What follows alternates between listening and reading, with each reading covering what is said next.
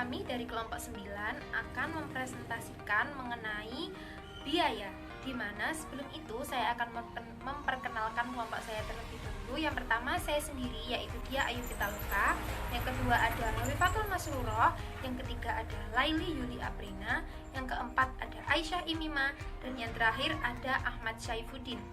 Nah, langsung saja untuk pokok pembahasan yang akan kita bahas pada hari ini, yaitu yang pertama mengenai pengertian, yang kedua pengakuan biaya, yang ketiga proses dan konsep penandingan, yang keempat basis asosiasi, yang kelima penandingan dan pos-pos biaya, yang keenam sediaan, yang ketujuh fasilitas fisis, yang kedelapan tanah, selanjutnya sumber alam, 10 aset tak berwujud, dan yang terakhir adalah penyajian.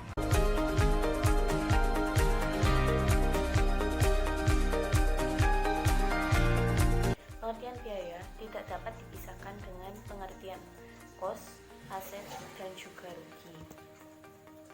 Menurut FASB, biaya adalah aliran keluar atau pemakaian aktiva atau timbulnya hutang selama satu periode yang berasal dari penjualan atau produksi barang, atau penyerahan jasa atau pelaksanaan kegiatan yang lain yang merupakan kegiatan utama suatu entitas.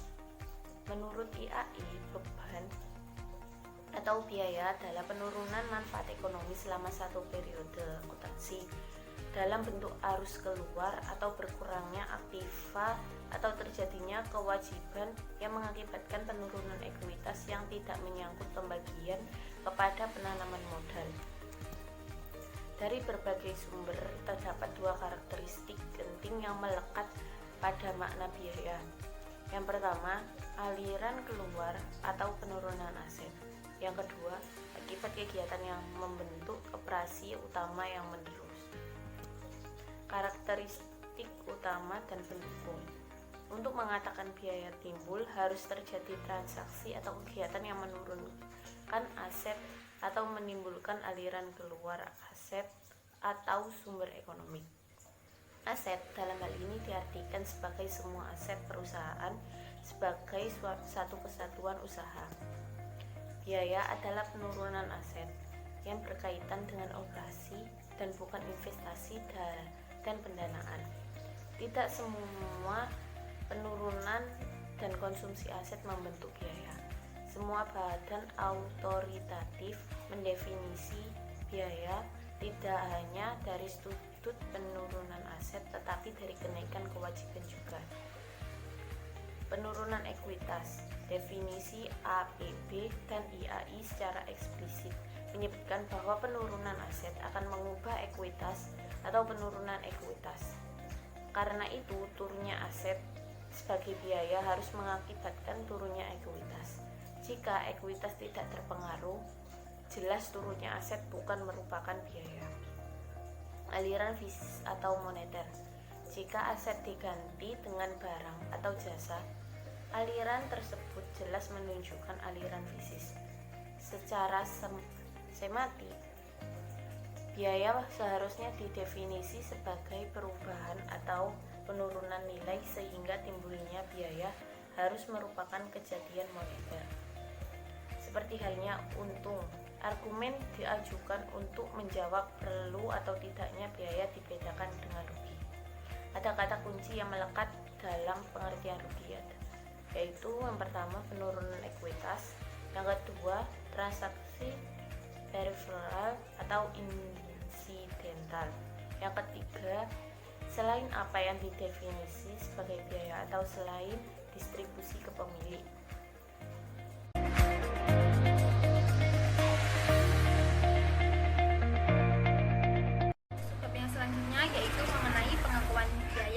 Di mana biaya diakui sama dengan rugi dan kriteria pengakuan sama dengan kaidah pengakuannya. Nah, di sini apa yang menjadi permasalahan yaitu mengenai kapan penurunan aset dapat dikatakan telah terjadi, dan yang selanjutnya kapan biaya yang telah timbul sehingga jumlah rupiah tersebut dapat diakui.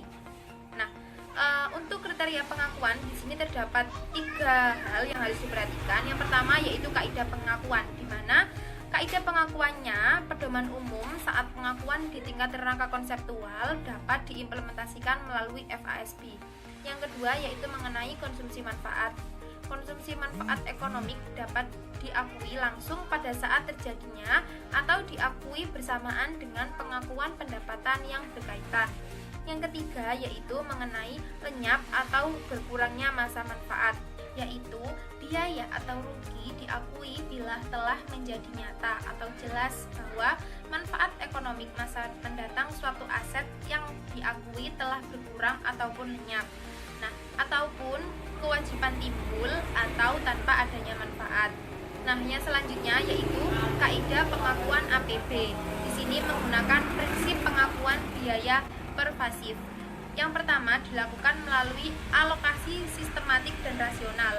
Di sini kos diasumsikan dengan periode biaya atas dasar usaha untuk mengalokasikan kos secara sistematik dan rasional ke beberapa periode yang diperkirakan menikmati manfaat. Yang selanjutnya yaitu mengasosiasi sebab dan akibat. Di sini kos diakui sebagai biaya atas dasar asosiasi langsung dengan pendapatan tertentu. Yang terakhir yaitu pengakuan segera, di mana kos diasosiasi dengan periode berjalan. Yang selanjutnya adalah hubungan kos dan biaya. Biaya selalu dapat disebut kos karena kos melekat di dalamnya. Tetapi kos tidak selalu dapat disebut biaya karena kos dapat juga merepresentasikan aset. Sehingga kos adalah pengukur biaya, sedangkan biaya direpresentasikan dengan kos.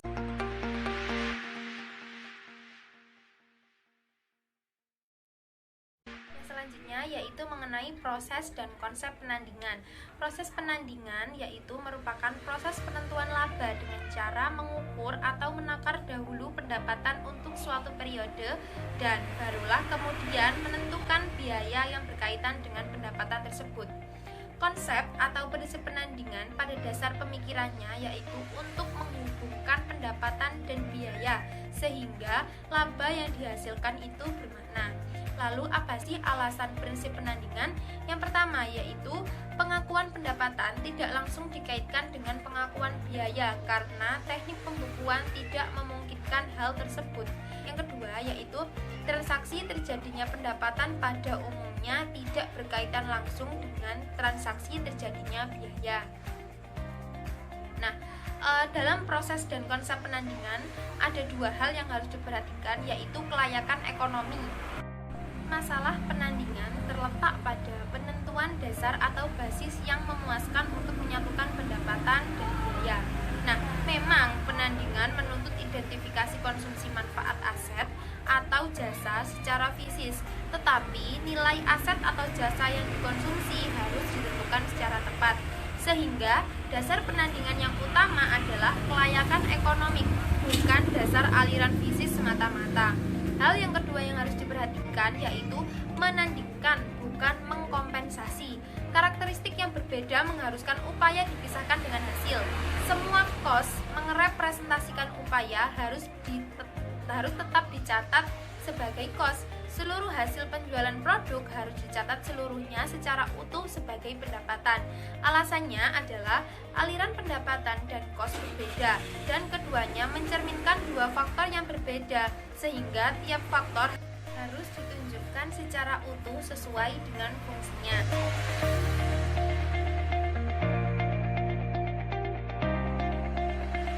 Dalam rangka menghubungkan biaya dan biaya, perlu dipertimbangkan basis asosiasi yang menggambarkan penandingan yang secara ekonomik layak. Berbagai basis asosiasi dibahas berikut ini. Asosiasi sebab dan akibat. Konsep upaya dan capaian menyatakan bahwa biaya merupakan upaya dalam rangka mendapatkan capaian berupa pendapatan. Ini berarti ada hubungan sebab akibat antara biaya dan pendapatan. Oleh karena itu, basis penandingan yang paling masuk akal adalah sebab akibat, walaupun basis ini lebih merupakan asumsi daripada kenyataan karena dalam banyak hal sulit untuk dibuktikan secara meyakinkan bahwa biaya menyebabkan pendapatan.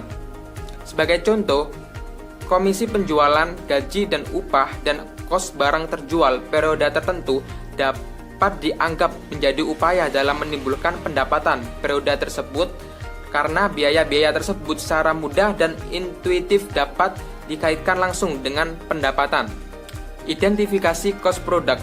Cost product akan dipecah menjadi dua komponen, yaitu cost product yang telah terjual dan cost product yang belum terjual dan masih menjadi aset perusahaan. Produk usang atau musiman. Persediaan akhir yang tidak terjual sebenarnya merupakan upaya, biaya, atau sebab untuk mendatangkan penjualan yang dicapai pada musim tertentu. Dengan demikian, tidak selayaknya kos persediaan yang tidak terjual diperlakukan sebagai rugi. Barang rusak. Kalau kerusakan atau penurunan mutu merupakan karakteristik normal kegiatan operasi perusahaan, maka jumlah rupiah yang mengukur kos kerusakan atau penurunan mutu dapat diperlakukan sebagai unsur kos produksi yang akhirnya menjadi biaya. Sebaliknya, kalau kerusakan atau cacatnya produk merupakan hal yang tidak biasa terjadi karena kelalaian atau musibah, maka jumlah rupiah tersebut dapat diperlakukan sebagai rugi. Identifikasi cost non-product. Akuntansi menganggap bahwa cost non-produksi tidak menyebabkan pendapatan karena sulit secara teknis untuk menelusuri hubungan sebab akibat tersebut. Dengan kata lain, sulit untuk mengatakan bahwa bagian dari cost non-produksi yang ditunda pembebanannya tersebut akan menghasilkan pendapatan di masa mendatang. Biaya antisipasian merupakan biaya yang dianggap menyebabkan timbulnya pendapatan tetapi baru terjadi setelah pendapatan diakui. Contoh, jaminan penjualan, jaminan reparasi gratis, dan pengumpulan piutang. Alokasi sistematik dan rasional merupakan proses penandingan dengan periode sebagai penakar pendapatan dan biaya. Contoh, depresiasi aset. Kriteria penangguhan. Kriteria pengujian umum yang dapat dijadikan dasar untuk menentukan apakah suatu jenis kos jasa yang terjadi pada suatu periode akan dibebankan langsung atau akan ditunda dapat dikemukakan sebagai berikut. Yang pertama, apakah kos jasa tersebut merupakan pengeluaran yang sah? Yang kedua, apakah kos jasa tersebut merupakan pengeluaran yang normal dan wajar? Yang ketiga, apakah kos jasa tersebut merupakan suatu faktor yang manfaat atau kontribusinya untuk jasa datang secara mudah dapat diantisipasi. Yang keempat, apakah kos jasa tersebut merupakan jenis pengeluaran yang terjadi berulang-ulang tiap periode. Alokasi kos bergabung atau bersama bersifat internal dalam suatu periode sehingga hasilnya tidak mempengaruhi kos operasi total atau periode tersebut meskipun dasar alokasi agak arbitrer. Alokasi semacam ini hendaknya tidak diterapkan untuk alokasi kos faktor juga antar periode. Alokasi bukan sarana pemerataan laba. Dengan metode ini, cost overhead dibebankan ke produk atas dasar tarif taksiran untuk suatu periode. Tujuannya adalah agar kos produksi untuk periode interim bulanan menggambarkan kos yang tepat dibandingkan kos aktual periode tersebut. Pendekatan non-alokasi. Sifat alokasi semacam ini terjadi akibat banyaknya metode alokasi yang tersedia tetapi tidak ada acara meyakinkan untuk menentukan bahwa metode yang satu lebih dari yang lain. Pembebanan arbitrer. Penandingan arbitrer tidak selalu berkaitan dengan pengakuan rugi. Kos suatu potensi jasa akan segera diakui sebagai biaya atau rugi kalau terbukti bahwa manfaat ekonominya menjadi lenyap atau berkurang.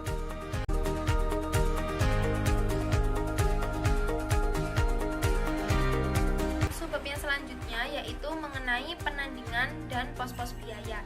Di sini ditampilkan sebuah gambar bahwasanya kesatuan usaha terdiri atas kos bahan baku, kos tenaga kerja langsung, dan kos overhead yang membentuk sebuah kos produk. Di sini didukung dengan kos pemasaran, kos administrasi dan umum, dan kos lain-lain.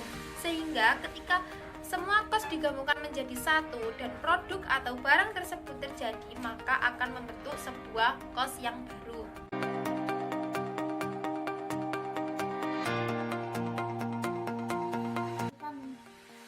Di sini saya akan membahas mengenai sub pembahasan yaitu sediaan.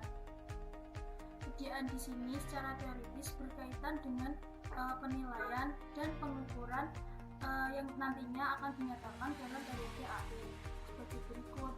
Yang pertama yaitu penentuan besarnya kos pendapatan itu nantinya akan dibandingkan dengan pendapatan asli sehingga besarnya laba perusahaan itu dapat ditentukan.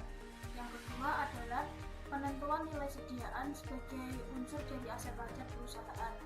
Nah, dalam sediaan ini terdapat sub metode yang digunakan. Yang pertama adalah metode asosiasi. Nah, metode asosiasi di sini merupakan basis untuk menentukan unit fisik terjual dan kos yang melekat dengan jumlah rupiah atau penjualan asumsi aliran kos dalam mengikuti aliran fisik barang. Nah, dalam metode asosiasi ini juga terdapat lagi beberapa metode.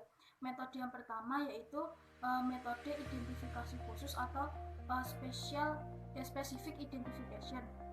Metode yang kedua adalah metode masuk pertama keluar pertama atau MPKP. Metode yang ketiga adalah metode rata-rata berbobot. Metode yang keempat adalah sediaan normal atau minimum. Metode yang kelima adalah masuk terakhir dan keluar terakhir. Dalam menentukan metode yang akan dipilih oleh perusahaan tentunya akan berbeda-beda setiap perusahaan. Maka pemilihan metode ini sangat bergantung pada tujuan atau kondisi perusahaan dalam tujuannya untuk mendapatkan laba. Nah, di sini ada beberapa pertimbangan yang digunakan untuk memilih metode. Yang pertama yaitu kos harus diidentifikasi dengan unit fisik barang yang diukur. Yang kedua adalah kegiatan operasi perusahaan dipandang sebagai kegiatan yang berkelanjutan, bukan kegiatan yang terputus. Yang ketiga adalah menggunakan kos penjualan yang terakhir sehingga nantinya dapat ditentukan. Yang keempat adalah menentukan penilaian atau sediaan akhir untuk menentukan adanya fluktuasi harga. Nah, lebih lanjutnya dari sub metode asosiasi tersebut tadi kan ada 5 metode. Nah, di sini saya akan sedikit menjelaskan mengenai masing-masing metode ini. Dari yang pertama yaitu metode identifikasi khusus.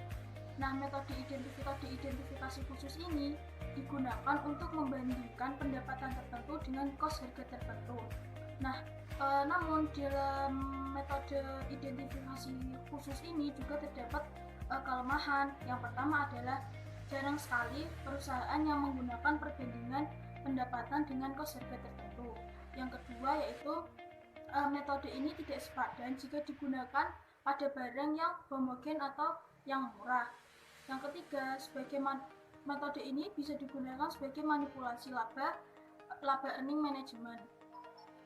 Kemudian metode yang kedua adalah tidak asing bagi kita yaitu metode masuk pertama dan keluar pertama atau MPKP. Metode ini digunakan untuk merefleksi asosiasi sebab akibat sederhana dan jelas untuk memecahkan kos dalam kedua komponen sediaan dan barang terjual atas kos yang benar-benar melekat dalam metode MPKP ini. Nah, kenapa perusahaan bisa menggunakan metode MPKP? Di sini diperkuat dengan metode ini merupakan metode yang sistematik dengan aliran fisik sesungguhnya. Yang kedua, untung dan rugi serta fluktuasi diakui bersamaan dengan penjualan barang. Yang ketiga adalah penyajian sediaan akhir dalam neraca akan menggambarkan kos yang mendekati kos sekarang atau kos pengganti. Metode yang ketiga adalah metode rata-rata berbobot. Metode rata-rata berbobot ini dianggap sebagai proses produksi terjadinya peleburan faktor produksi yang sama selama satu periode di masa yang homogenus. Nah, yang selanjutnya menjadi pertimbangan dalam pemerataan bobot ini adalah banyaknya unit dalam tiap angkatan pembelian atau produksi. Metode rata-rata berbobot ini bersifat netral dalam penentuan laba perusahaan. Yang selanjutnya adalah metode sediaan normal. Metode sediaan normal ini menganggap perusahaan itu melakukan investasi secara terus-menerus dan permanen. Tujuannya untuk menandingkan pendapatan sekarang dengan kos sekarang sekaligus meniadakan kebutuhan pelaporan untung atau rugi serta menahan sediaan atau fluktuasi harga. Yang selanjutnya adalah masuk terakhir keluar pertama. Metode yang kelima adalah metode masuk terakhir keluar pertama. Metode ini berasumsi bahwa sediaan merupakan aset yang tidak berkaitan dengan aliran kos, bertujuan untuk menandingkan pendapatan sekarang dengan kos sekarang. Nah, MTKP ini akan menghasilkan laba operasi yang bebas dari untung dan rugi akibat fluktuasi harga. Nah, penggunaan dalam metode MTKP ini memiliki kelebihan, yaitu memudahkan penandingan kos sekarang dengan pendapatan. Yang kedua adalah harga naik menyebabkan persediaan barang tersaji dengan jumlah rupiah yang konservatif. Yang ketiga adalah laba operasi tidak tercemar oleh untung rugi fluktuasi harga atau penumpukan barang. Yang keempat adalah kondisi asosiasi yang berfluktuasi dapat menjadi alat peralatan laba tahunan secara otomatis. Nah, kekurangan dari metode MTKP ini merupakan yang pertama, penilaian sediaan untuk tujuan penyajian di neraca tidak menggambarkan potensi jasa yang sesungguhnya. Yang kedua, metode MTKP ini hanya mengatasi perubahan tingkat harga fluktuasi saja. Yang ketiga, bertentangan dengan aliran bisnis sesungguhnya sehingga tidak menggambarkan laba operasi. Yang keempat, akan terjadi penandingan kos masa lalu dengan pendapatan sekarang. Yang kelima, pemerataan laba tidak didukung oleh konsep. Yang keenam adalah menyembunyikan laba operasi sehingga menyesatkan pemakai statement keuangan. Yang selanjutnya adalah implikasi metode asosiasi terhadap laba. Nah, dalam bidang usaha tertentu yang volume penjualan harga bahan bakunya itu berfluktuasi cukup besar antara periode, maka metode MTKP ini mendapat dukungan yang kuat untuk digunakan sebagai salah satu metode yang digunakan untuk menstabilkan sistem periodik perusahaan sampai tingkat waktu tertentu.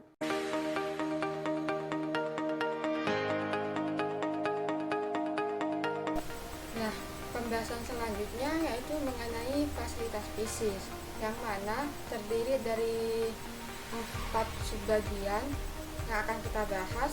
Yang pertama yakni pengertian, yang kedua karakteristik, yang ketiga tujuan pelaporan, sedangkan yang terakhir atau yang keempat yakni istilah yang sering digunakan dalam fasilitas bisnis.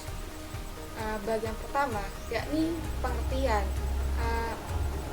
Fasilitas bisnis didefinisikan sebagai suatu kos yang terjadi pada saat pemerolehan yang diakui sebagai aset dan kemudian kos tersebut diakui sebagai biaya yang sesuai dengan pola penyerapan manfaat yang akan dipresentasikan dengan kos.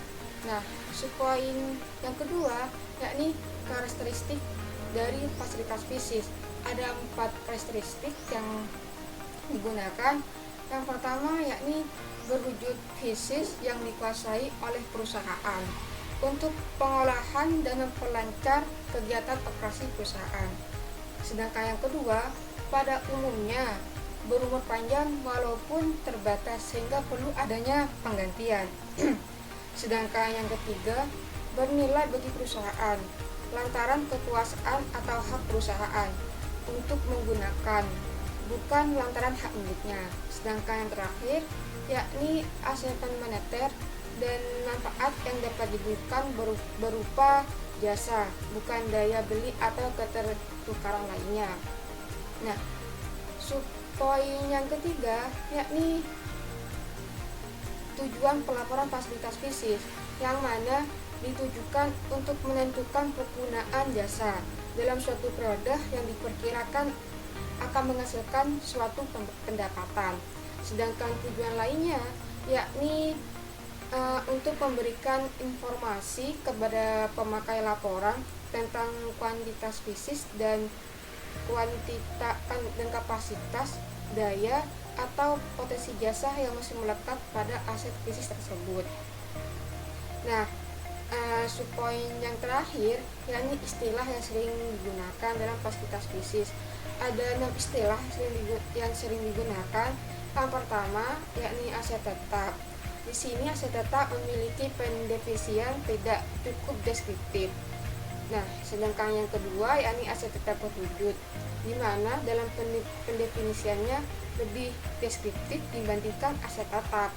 Yang ketiga, aset berwujud, di mana untuk pendefinisiannya itu memiliki arti yang terlalu luas sehingga dalam mendefinisikan aset fasilitas fisik tidak cukup spesifik. Nah, yang keempat yakni aset operasi. Sama dengan aset berwujud, memiliki arti terlalu luas. Sedangkan yang kelima yakni aset jangka panjang, di mana memiliki pendefinisian tidak deskriptif sehingga jarang digunakan. Sedangkan yang terakhir yakni tanah, bangunan, dan perlengkapan. Di sini tanah, bangunan, dan perlengkapan memiliki pendefinisian yang paling deskriptif sehingga sering digunakan dalam istilah fasilitas fisik. Nah, di pembahasan selanjutnya yaitu mengenai basis pembebanan dan makna depresiasi dalam fasilitas fisik. Di basis pembebanan di sini, fasilitas fisik memberikan kontribusi jasa ke operasi berupa kapasitas atau daya. Misalnya untuk daya mesin, yang mana kos daya atau kapasitas fasilitas fisik tersebut harus diserap menjadi bagian kos produksi dan akhirnya menjadi beban pendapatan. Sehingga pembebanan kos fasilitas fisik untuk suatu periode dapat ditentukan atas dasar taksiran faktor-faktor penentu seperti umur ekonomi, kapasitas ekonomi, dan nilai residual. Namun perlu diketahui bahwa faktor-faktor penentu tersebut sering tidak dapat diujikan validitasnya secara objektif. Yang kedua yakni makna depresiasi. Didefinisikan sebagai biaya yang benar-benar terjadi dan dikeluarkan seperti biaya lainnya. Nah, perlu teman-teman ketahui bahwa akuntansi depresiasi di sini merupakan sarana untuk membebankan biaya dibayar di muka tersebut ke produksi atau periode berjalan lainnya. Nah, di mana depresiasi di sini dibagi menjadi 4 bagian. Yang pertama, depresiasi sebagai proses akumulasi dana, yang mana kebiasaan untuk menghitung sumber dana atau aliran kas masuk dengan cara mendaftarkan kembali depresiasi ke laba akuntansi. Sedangkan makna yang kedua yakni depresiasi sebagai pemulihan investasi. Tujuannya agar perusahaan mampu membayar kembali investasi tersebut, maka harus dilakukan penyisihan dengan cara mengurangi pendapatan perusahaan dengan biaya depresiasi tersebut. Sedangkan makna yang ketiga yakni depresiasi sebagai proses penilaian, yang mana penurunan potensi jasa selama periode dapat dipandang sebagai selisih penilaian antara potensi jasa awal dengan potensi jasa akhir, baik secara fisik maupun secara moneter. Di sini depresiasi ditujukan untuk suatu periode yang mana merupakan selisih penilaian ekonomi antara fasilitas awal dan akhir periode. Penilaian di sini dapat didasarkan atas nilai masukan dan nilai keluaran. Adapun faktor-faktor penentu dalam pendekatan penilaian kapital awal dan akhir periode sebagai depresiasi penurunan nilai. Ada 2. Yang pertama, nilai secara tunai, yang mana dengan cara menghitung selisih nilai setara tunai tersebut pada awal dan akhir periode. Sedangkan yang kedua, kontribusi pendapatan neto diskonan.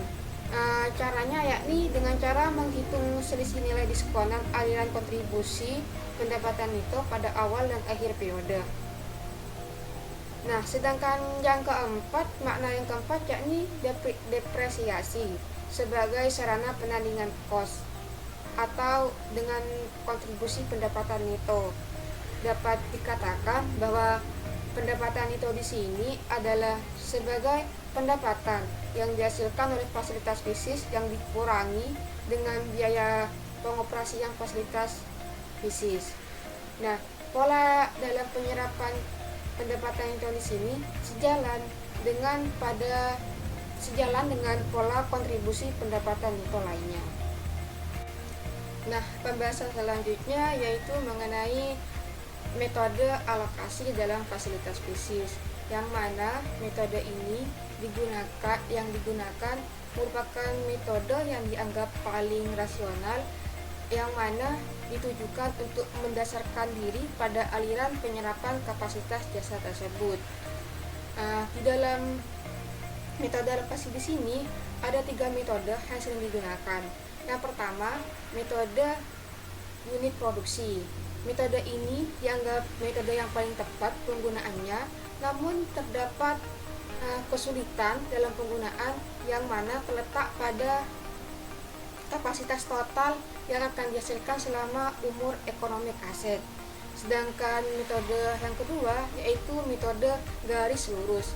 Metode ini dianggap sebagai metode alternatif dikarenakan mempunyai kepraktisan dalam penggunaannya dan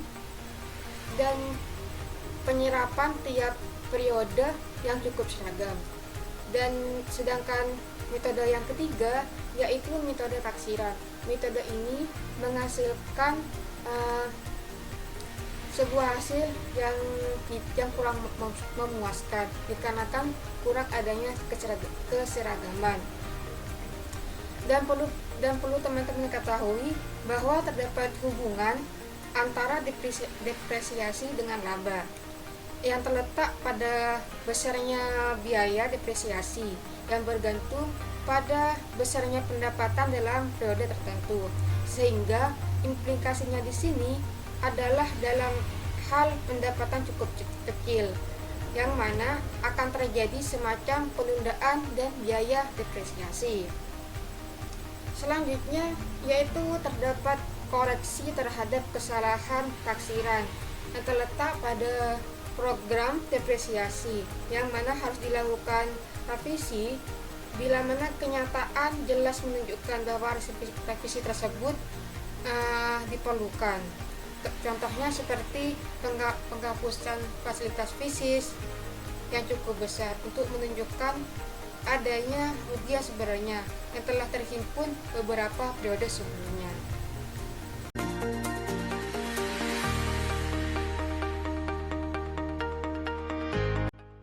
Nah, untuk subbab selanjutnya yaitu mengenai pembahasan tanah. Nah, kos tanah di sini yang digunakan sebagai tempat yang fungsinya tidak habis pakai, tidak perlu didepresiasi atau diamortisasi menjadi biaya operasi.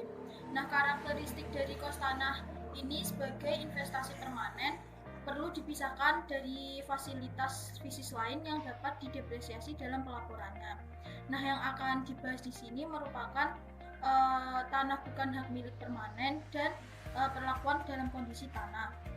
Nah, dalam sub tanah bukan hak milik permanen di sini kos tanah sewa guna, tanah hak guna, bangunan atau bentuk investasi non permanen lainnya dalam bentuk tanah itu harus secara sistematik dibebankan ke produksi selama umur ekonomik atau selama jangka kontrak tertentu. Nah, yang selanjutnya adalah perlakuan kondisi tanah. Kondisi lapisan tanah dengan kesuburan tanah itu akan mempengaruhi tingkat investasi. Jika kondisi tanah tersebut baik, maka pihak yang akan berinvestasi tersebut juga akan mempertimbangkannya. Nah, untuk perlakuan tanah sendiri itu dilakukan dengan pemisahan kos tanah menjadi bagian yang dimasukkan sebagai kos sisa tanah dan bagian yang menunjukkan kos elemen.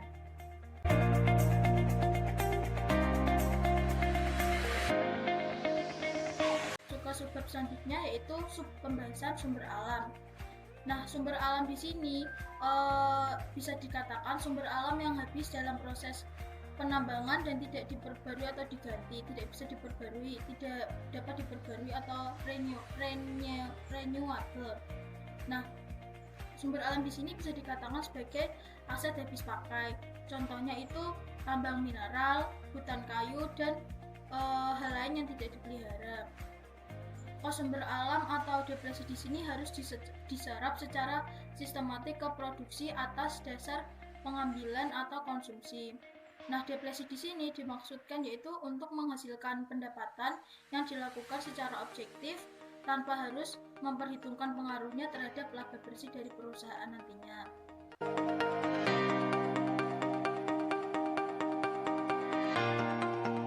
Selanjutnya adalah mengenai subbab aset tak berwujud. Di sini yang pertama yaitu mengenai goodwill. Goodwill itu apa sih? Goodwill merupakan selisih jumlah rupiah tunai atau setaranya yang dibayarkan oleh perusahaan pembeli di atas nilai pasar wajar atau nilai buku kekayaan fisis perusahaan yang dibeli. Nah, banyak yang menginterpretasikan goodwill. Interpretasi yang pertama yaitu goodwill merupakan kemampuan lebih dalam menghasilkan laba dibandingkan kemampuan normal perusahaan yang kondisi fisiknya sama. Sedangkan interpretasi yang kedua, goodwill sebagai pengukur kelebihan spesifik perusahaan yang dibeli atau pengukur sikap masyarakat yang menguntungkan terhadap perusahaan. Nah, goodwill diakui pada satu akun debit dan dimaknai sebagai akun penilai induk terhadap semua aset sebagai suatu kesatuan. Selain goodwill, contoh aset tak berwujud lainnya yaitu kos organisasi. Kos organisasi merupakan pengeluaran-pengeluaran yang terjadi sebelum perusahaan mulai beroperasi yang biasanya ditampung dalam suatu akun. Nah, apa sih contoh dari kos organisasi? Kos organisasi itu seperti kos percetakan saham, tarif akta notaris, pengeluaran untuk izin perusahaan, dan kos kegiatan selama proses pendirian. Lalu bagaimanakah perlakuannya? Kos organisasi sendiri tidak semestinya diamortisasi dalam hal perusahaan berjalan terus dan berkembang. Tetapi, kos pendirian atau kos organisasi tersebut harus mulai diserap atau dihapuskan bila terjadi penurunan laba akibat kegagalan usaha atau proses likuidasi.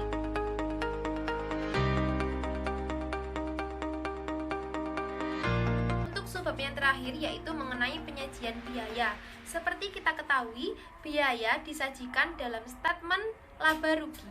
Penyajian elemen pendapatan, laba, biaya, dan rugi bergantung pada konsep tentang apa saja yang membentuk laba. Baik, sekian presentasi dari kelompok kami. Kurang lebihnya saya mohon maaf ya sebesar-besarnya. Wassalamualaikum warahmatullahi wabarakatuh.